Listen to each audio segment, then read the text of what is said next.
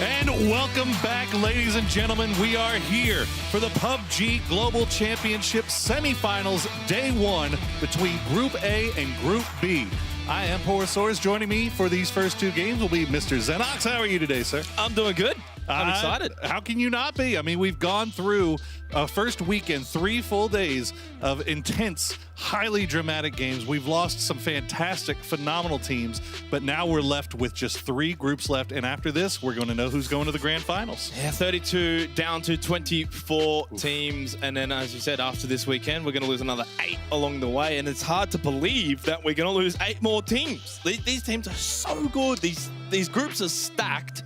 Absolutely. And yet 8 more will still have to go home after this weekend. It's staggering to me. It really is. And you know, we've seen such dominant teams go home last week. There have been so many surprises, so many shocks. We're also seeing teams that we didn't expect to be here that have really turned things on and are really rising to the challenge of the spotlight of the Global Championship.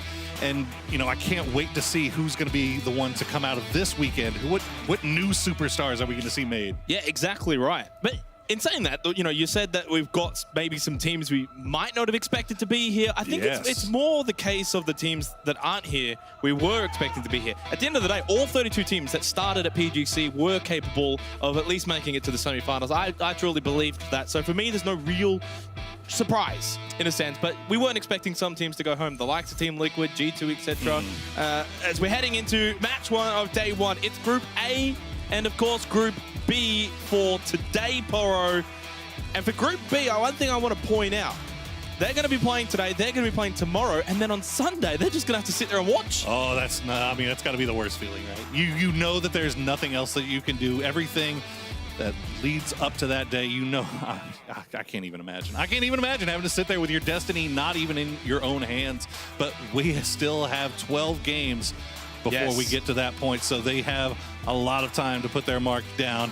As we see the plane crossing across the very southern part of the island here. Very low plane path. Yeah, this it's going to be making for some interesting drops, I'd imagine. I like that they've added the nationality flags as well to these teams. Cool. Just as EU lost half their teams, now they get the little European flag.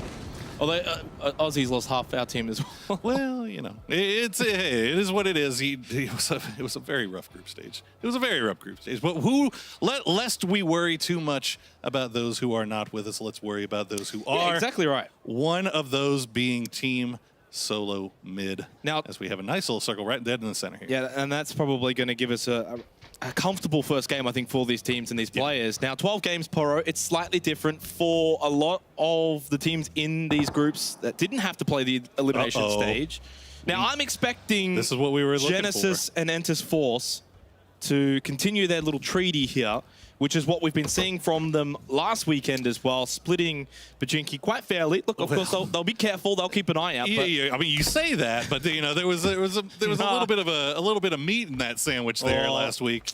The meat is no longer there, as we are left with our 2 pieces of bread and no liquid meat in the middle here. As it looks like, it does look like though that they are managing to split this up pretty. Look, Entus Force are going to take the north side like they did last week, and Genesis will take the south side like they did last week. I'm not expecting these 2 teams to start hunting each other down. They'll split Pachinki. Maybe in scrims they've been fighting it out, but not in these live games when it matters. You've only got 12 games. Every point matters. We saw that last weekend.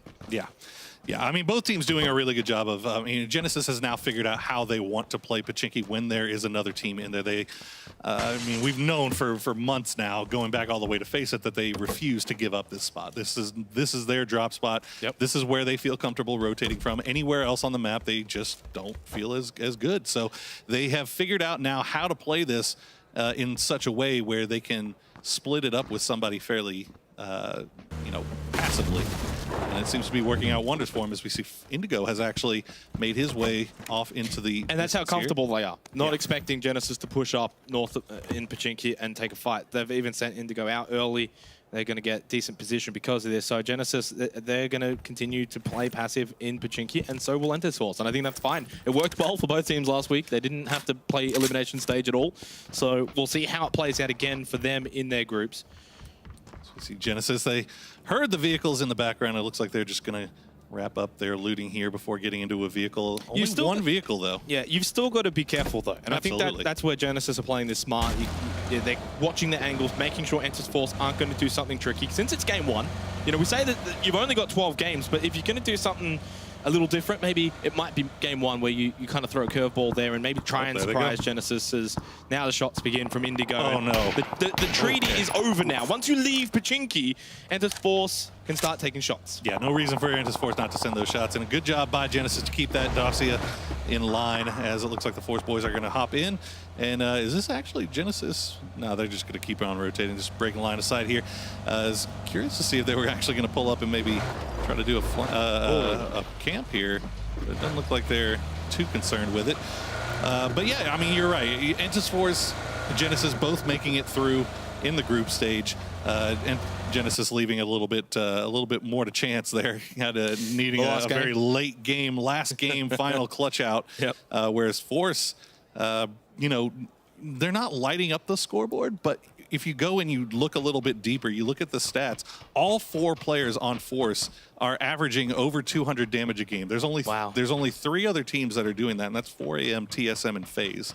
And that's good company to be in. And the dealer departed Athletico was able to do that on elimination day. But again, unfortunate. But that says a lot about this team, right? They're putting themselves in a position where they can get shots down, they can send damage over towards other squads. So we only expect to see the placement start going Enter's Force's way here soon. Now over the Rumblers, looting around Mill to Barrel. They're going to move up to Lumber Mill for now, pushing into this circle. They have been the surprise packet. Although for some of us, not too surprised. We thought, this sort of house money sort of phrase that keeps being thrown around, it's quite true for Rumblers. They, of course, got the reprieve coming in as the last team.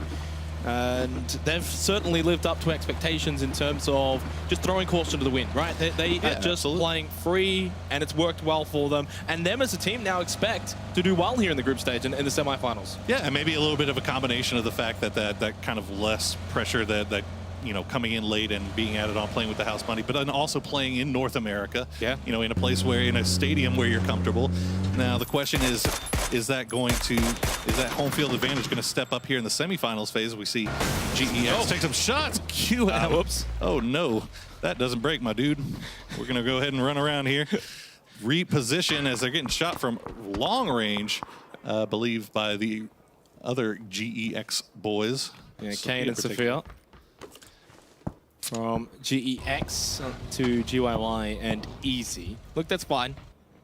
Especially with a circle like this. TSM coming out of Milton have actually pushed over Farm. And you can see on the minimap, Vendetta around Farm. That's where they're looting now for the semifinals. Interestingly enough, a lot of the Farm drama that we saw last weekend, and all the Farm teams are the ones that got eliminated. Yeah. Now Farm's open for a team like Vendetta, who actually doesn't go Farm at all. Well, they have a nice little spot here, but unfortunately, TSM's actually running right into this non-reg. Rory could manage to get a little sneaky shot here as he's sneaking around. Rory is pulled up just on the other side. And this is interesting. TSM actually scouted this out, but I maybe just didn't see this could be really bad for Vendetta. Icon's nowhere near. Crits far outside of Farm as well. And they seem to have an idea as to where non-reg is.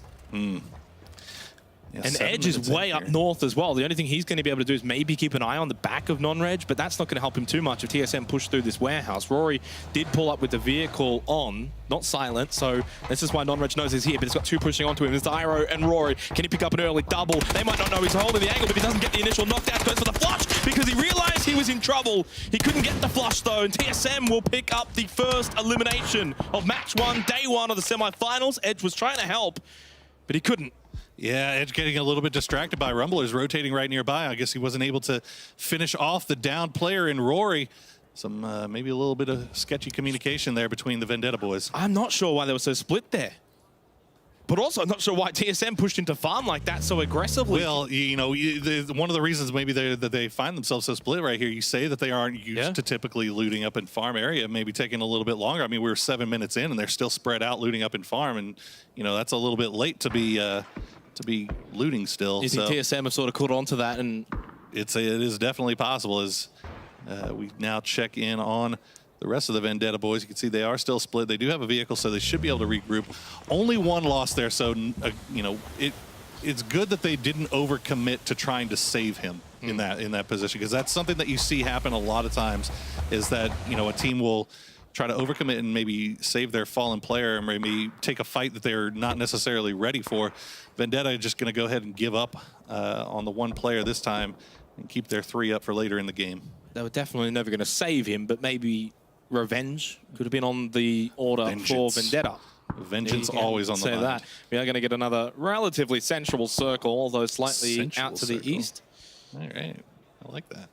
Over Potato Hill, which is a good spot for Entus Ace. Actually, I haven't spoken about Entus Ace. Yeah, Entus Ace, I mean, the Desk touched on it a little bit, saying that this was the OGN Entus team that had maybe a little bit less expectations placed on them, because they were the ones to make it in on the one-day play-in, finishing 11th during the regular season of the PKL. And Entus Force, rather, was the team that everybody had their eyes on. But Entus Ace coming out huge way on the first day. TSM just now moving to the west of Farm. Vendetta actually pushing out south of them, but they've still only got the 2 there. Icon's going to push straight into this. This is going to be disastrous for Vendetta. They're about to lose another player here to TSM. Icon had no idea that they pushed to this compound, and Vendetta are down to 2 players already, and they're split heavily. Critical Motion and Edge remain. TSM have picked up 2 pretty easy kills to start match 1. This is just, you can tell that they are just not comfortable playing around this farm area, just kind of losing one and you know, getting nickeled and dimed here essentially by TSM. But this is great news for TSM on the opposite hand here, getting 2 kills early, maintaining form that they showed in the group stages. We check in on Tempo Storm getting to the top of the hill. They've set themselves up. They do have Song Yang from Entus Force on foot just to their west, but I think Song Yang may be just picking up a little bit of information here. Obviously, Entus Ace on top of Potato Hill. As you mentioned, Entus Force still close by to Tempo Storm. If they're not careful, could find themselves being pinched between the 2 OGN teams. Rang just watching as he heard the vehicles. Now he holds vision of that location where we saw Tempo Storm coming in from. Rumblers are now pushing into Edge. This has gone disastrous for Vendetta. It literally couldn't have gone worse than this for match number 1 for the only Australian team remaining. Holding the doors, Waldo. Edge doesn't land the shots. Waldo does. Tries to shoot the window to jump out. It's too late. 3 health. The pre-fire is too late as well. Lost HD will pick up that kill. Oh, it's gone horrible for Vendetta. Clean as you like, though, from Rumblers. They knew that there was a man in that building. They pushed it as 3, not leaving anything to chance, not wanting to risk having one of their own boys downed and flushed. And the interesting thing as well, Vendetta, of course, now they didn't play in the elimination stage. They were in Group 1 from last weekend. Did quite well, if I recall, around 5th or 6th position. Yeah. 46 points or so. They started very well, and they continued to hold that momentum until maybe the last 2 games of their 6 didn't quite go as well. Now, they're going to have a game where they're actually going to start poorly here for their 12 matches. Yeah. Will they be able to turn things around? Yeah, definitely came out swinging in the group stages, kind of tapered off towards the end, but at that point it didn't really matter. So now, as you said, we'll have to see how they can dig themselves out of this early hole as we check on Tempo Storm on foot. I think they smart enough to realize that there's probably a squad up here. Yep. Nothing trading shots back and forth just yet. Joy looking over the ridge line, nothing to see. Phase 2 about to come to an end in 13 seconds, and Phase 3 is going to, I'd say, dictate where most of the action is going to play out for the remainder of this game. If it continues over to Potato Hill, Entus Ace might find some company on both sides. Right now it's only Tempo Storm on the west. It continues to go over towards Shelter, towards the east of this previous zone. And again, this is actually playing out really well for TSM. They already know they've cleaned out Milta. They already know they've got Farm under control, and even south of Farm too. They're running that 2-2 split. This is going to be potentially the perfect start for TSM. They've got the south side of the zone to themselves. Rumblers just took over that building against Edge and Vendetta. Now they've got this position inside of the zone too. So far, I think it's looking like it's going to be a logjam out west. To the east is going to be quiet. Yeah, and so, I mean, up until now, Death Road completely unoccupied in the center of that circle. Rumblers have a 3-1 split going on, but up at the Ridgeline Road, not much else to be found here, as Gustav has found himself pinned down in a shack. Oh. Shots being sent over to him by Infantry. You will notice Infantry playing with 3. They have 1 player out for a medical condition. We'll get more information on that to you as soon as we can. But for now, they are playing as a 3-man. Look, they're in a decent position over at Snake as well, so they're not going to be too upset with this. The longer they can hold out, the better in terms of their circumstances, although Na'Vi are starting to push over to their location. I'm not sure why Gustav pushed up to this shack. They already had a decent position around farm. I think he just wanted better position in terms of center.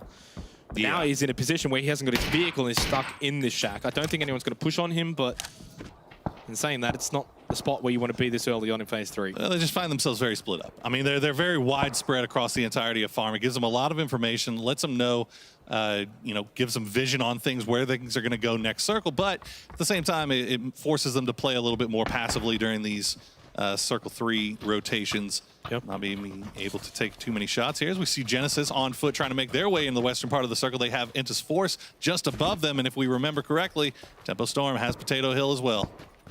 Gen G have rotated towards Shelter on the east. There hasn't actually been a lot of rotations this game. It's been quite stale in terms of movement. Even out west still, Genesis, Entus Force, Tempo Storm around Potato Hill have been quite lackadaisical. Me, Luke, watching towards Entus Force. Feels like it's a matter of time because, of course, that blue zone's moving in. Entus Force are not inside of the circle. Neither is Genesis. And, well, I feel like a pinch is coming here, and it's not going to favor Entus Force unless they keep wrapping up north and pushing just north of Tempo Storm. If they try to just push straight in towards the circle, they'll find themselves pinched between Genesis and Tempo Storm. Yeah, they've left Doya behind to make sure that they don't get wrapped on, but he might actually get surprised here because obviously Entus Force, no idea that Genesis is pushing on this right now. They're so concerned in tunnel vision here on Tempo Storm.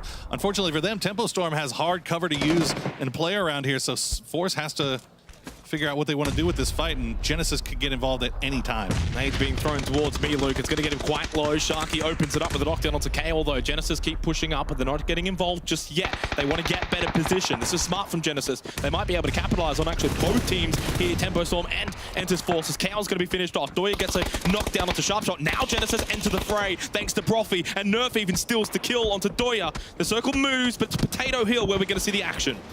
As you see, Genesis picking the exact right time to strike, arguably maybe a little bit early, but they're still going to be able to get in here and probably get some kills off of this, as now Maluk has spotted out Win, and that's going to be him going down. Indigo healing through the blue. Yeah, and he's the last one alive for Entus Force. They are certainly coming off third best in this exchange of the 3 teams. 1 down for Tempo Storm. They've got 3 up. Genesis, though, have got the better position, and they've even got the numbers, although we saw, of course, that knockdown early onto H-Win. And that might be a chance for Tempo Storm to push forward. Never mind, Nerf's going to get the revive. And this is where K-Mine can really just kind of keep them trapped. Doesn't have a nade, though. Many with the 6 times, as we're seeing actually the kill feed really line up right now with Lazarus and Sun Sister. Zampa's going to get the bleed out onto Seong Jang. So Tempo Storm pick up that kill, and that's just going to slowly creep away from this. They don't want to take the fight with Genesis. Yeah, it looks like they've given up on Sharp Shot. Sharp Shot's just going to bleed out. Tempo going to focus on making their way into this new circle. They don't know. Genesis, they know they realize there's a full 4-man threat, and they also have no idea where Indigo is, so they're just going to bail on this, make their way into this new circle, and try to turn around and maybe do a little bit of gatekeeping. Here is the remnants of this fight from earlier. You see Gen G split up a little bit here. PO off to the off in the distance. Esther and Taman still using that vehicle trading back and forth with Lazarus. And here comes Crit. That's going to be the end of Critical Motion. There's nothing he can do. He wanted the shack as a last safe haven, but unfortunately doesn't even make it to Michael and Gustav. And another kill for TSM. Vendetta will be the first team eliminated in the semi-finals here for match 1. It was, unfortunately, the perfect storm, if there was one, and they had a horrible, horrible match 1. Zampa eliminated by Profi and K-Mine as Genesis pick up their second kill. I believe Maluk is the last one alive for Tempo Storm. Never mind, he's gone. GYY picks it up for QM. Unfortunate for Tempo. They pulled off of the fight. They wrapped right into QM, and Profi and the boys just came over the top, found him. As we see now, Win has been picked off by Jet. So is Nerf. Yeah, K-Mine and Profi now the only 2 left, but that's a pretty good duo to have if you're only holding on to 2. As we see QM going to refocus their attention off to the north, where GEX is trying to make a run in. So Lazarus on your screens, Purdy, Curdy, and Luke 12 remain for Lazarus. They had the exchange with Sun Sister. Gabba and Kandesu still alive. Gabba's pushing in with the UAZ. It's getting lit up from actually both sides here. Lazarus along with VC Gaming. Shot from Domu lands, as well as Taman there towards Lazarus, who are pretty much stuck in a hole right now. Gabba actually makes it in to the next circle. Now the nade towards Purdy, Curdy, and Luke 12. Does it make the distance? It does, but it doesn't connect onto either member of Lazarus. But it connects onto the car, and that's almost just as bad for Lazarus here as we check in on QM. GEX trying to do a wraparound, get a flank here, but it's going to be spotted out by Legis. He gets Sophia taken out. Leo is gone down as well. Kane now the last one up. Liga is on 2 health, trying to go for the first aid, but the blue is right on his back. Just barely making it in. It's quite scrappy up north with QM and GEX. As you mentioned, Kane, only 1 remaining for GEX. I believe Easy, does he get revived here in the blue? Probably not. Even if they do get the revive, I don't know if he's going to make it much further in this game. Never mind, actually, it's 2 knockdown for QM. I thought he was going for the revive. Wu Fang and GYY are the last 2 standing for QM as the next circle continues to feed onto Enters Ace. Purdy, Curdy, and Luke 12, though, have made it into this next circle for phase 5. They've moved away and safe. Never mind, not safe at all. Purdy, Curdy knocked down by Summer. VC Gaming is a team to watch out for. They dominated the elimination stages. Sun Sister taken out in 14th position. That was Gabba by DJ Boy. And no kills for GEX as they go out in 13th by K-Mine. Genesis have been scrappy this game, Poro, but they're picking up kills. They are picking up a ton off of this. They are just sitting here third-partying, and there's nothing really that QM could do about it. As you see, they are just dead to rights. They had everything around them. You can see Indigo, though, on your mini-map, the last remaining player for Force, staying alive. He's feasting off the blue a little bit here, but K-Mine really coming in huge here. You see he's already knocked down 4 kills for himself.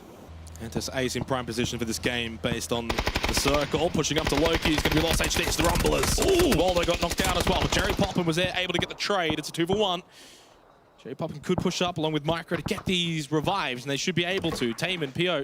The rest of Gen G pushed up closer towards the circle. There is time here. The blue is still a long way away as we move over to Na'Vi and Infantry. Jiao Young was knocked down by Aduzis. They're looking to push in here onto the trio. Now a duo. All right, we want to see what Na'Vi is showing up this weekend. We saw them playing a little bit more passively, not getting very many kills at all. They're going to turn it around this time, and yes, that's going to be Infantry Clan taken out by Na'Vi, losing 1 in the process. They should be able to get the res here onto Bestalock. Nobody really pressing this from range here. Look at this. Look at the push from Lazarus right into Crazy Sam, and Fiashan gets taken out as well. Great shooting coming out of the Lazarus boys there. They still have 1 up in the form of Luke 12 hiding out towards the center of the circle as Rum manages to get all the reses off. Gen G did not push this when they had 2 down. Yeah, Gen G were very passive here. They still hold decent position. TSM around the area keeping an eye on this, although they just had a player knocked down as well. Cherry Poppin, 1 kill. Or is that the smoke? No nades there. Joy knocked down by Iroh. It's going to be certainly Rumblers versus Gen G very shortly. Deal with Taemin, who's the front line for Gen G inside of the shack. Only has 1 smoke remaining. Although knocked down by Pio, it's a decent start for the Korean team. Rumblers still got 2 standing. Also, HD's knocked down by Pio as well, holding a decent spot on the top of this building. Only 2 left for Rumblers, and they're right behind this tree. I don't see a way forward for them here. And TSM now trying to make their way in from the south side. We get back into Rumblers. They have the tree. They have Blue Zone right on top of them. Gen G has them pinned, absolutely dead to rights. This is what we've been wanting to see from Gen G. Can they keep Pio alive late game? Rumblers going to find out. Timing, though. Microfry going to get the down, and no, he's going to get down on his own teammate. What? And Rang is going to finish it off from range. Entis Ace flushing out the Rumblers. Oh, here comes TSM to clean up onto Gen G. Taemin's knocked down. Never mind, knocked down onto Michael. That was from Pio, but Pio finally gets put down by Iroh.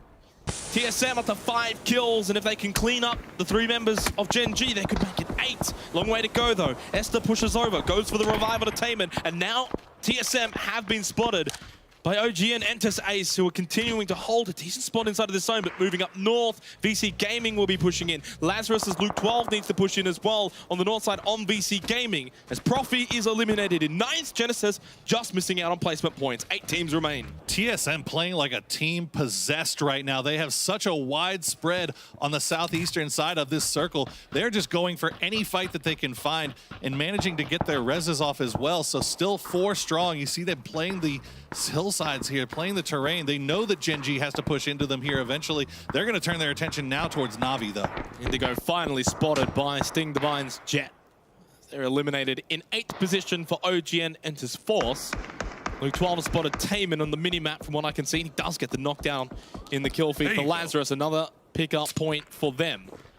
As you mentioned, though, TSM still holding spread on this east side. Gen G, if they push south, they'll run into TSM. If they push north, though, they'll move on to Luke 12, and then potentially VC Gaming after that. Yeah, we haven't really got a chance to touch on them too much because there hasn't really been too much action going on to the north, but VC still 4 strong coming in from the north side, and Sting Divine also 4 strong coming in from the west. So Entis Ace holding down the middle. You see Na'Vi with 3 up still, TSM coming in from the east, and then Gen G. Oh boy, good luck, guys. Tough from this sort of position for Gen G. Enters Ace holding the high ground. They'll have a lot of eyes on them, though, in this sort of position at this point in the game now. Nade on the PO. That's going to get the knockdown from Michael. The first one was good. The second, even better. Can the third get Esther?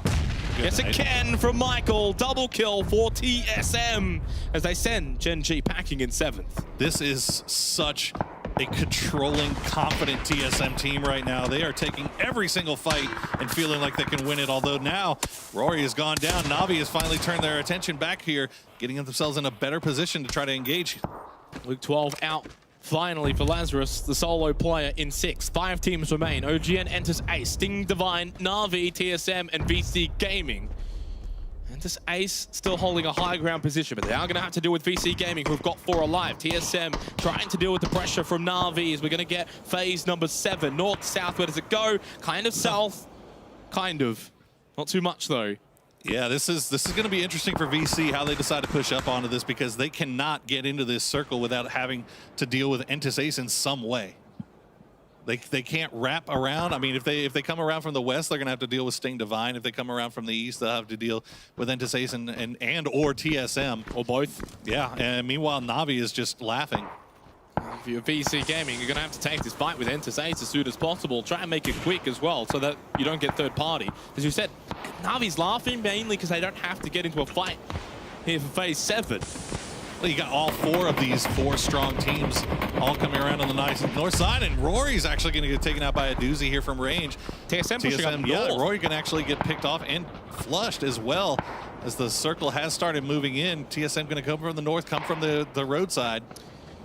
This Ace are going to have to defend themselves against 2 teams. Rang knocked down onto Domu from VC Gaming, but TSM now we're pushed over to this north side position as well. Sting Divine have held their position out to the west, so they're not pushing in either. Mickey gets the elimination onto Tide from VC Gaming. They're down to 3 players remaining, but there's 3 only up for Ace as well. DJ Boy very low. Domu bleeding out. The nades from TSM are causing a lot of catastrophe. Rang eliminated. Joy knocked down as well. Gustav will get the elimination onto Mickey. TSM playing this well. Gustav has to go prone. And this Ace still trying to hold onto the shack for a bit of cover. TSM are just lighting everyone up though. 10 total kills. Joy's eliminated now too. No one is safe from TSM right now. Even though they've only got the 3 up, they are the ones leading the charge here in this fight. Can they spot DJ Boy prone in the grass as the last one up for VC Gaming? He can't survive Gustav or TSM. They are steamrolling the north side of this circle. TSM, they have been completely dominant from the word go in this game, and they're just going to keep continuing to wrap around the north side. Alpaca going to try to stay alive a little bit, but he's running right into the waiting arms of a 4-man split from SDV. He's going to hide behind the bush for a little bit. The one thing you can question here, Sting Divine has been able to stay up for this whole time, but they never got involved, and this is kind of going back to what their group phase was like. I don't think you could ask for a better start for the semifinals if you're TSM. Goes south for Na'Vi. Na'Vi. It does help for them. Sting Divine. Alpaca's still alive for Entis Ace. Although now, as I said that, it takes a bullet to the back of the head from Michael. Good night indeed, Poro. 12 kills for TSM, and they might break the PGC record of 15 kills here in match 1. It's going to be close, but they still have a lot of work to do. Sting Divine playing extremely passively. Run away, run away, run away. Okay, we're good. Oh, that would have been... Oh, man. The low light reel? Reports of the PEL's death have been greatly exaggerated as TSM and Na'Vi still coming in huge here in game number 1. Now, what can Na'Vi do? Okay, at least he got it forward this time rather than throwing into the tree. Oh, that's pretty good. It bounces off and away, though, from Nikki. It was too good for its own good. Michael takes a shot from Turtle. 46 health. He wants to land the shots, though. Wants to find the knockdown so he can allow Gustav and Iroh to push forward for TSM down this hill eventually, because they're going to have to start moving. Blue zone is on its way. 50 seconds from phase 9. It's Senya, though. Na'Vi, the CIS team who's helping out TSM. There you go. Only 3 kills for Na'Vi right now, but they're still up and still fighting. And they have a Sting Divine team. It's basically kind of a question of who's going to get them. TSM looks like they're going to go ahead and wrap around to the east side, and they're going to leave SDV for Na'Vi, as a doozy's going to pick up Turtle. It's down to just Jet and Levi's for SDV. Turtle eliminated by Bestaloch. He goes down to the blue.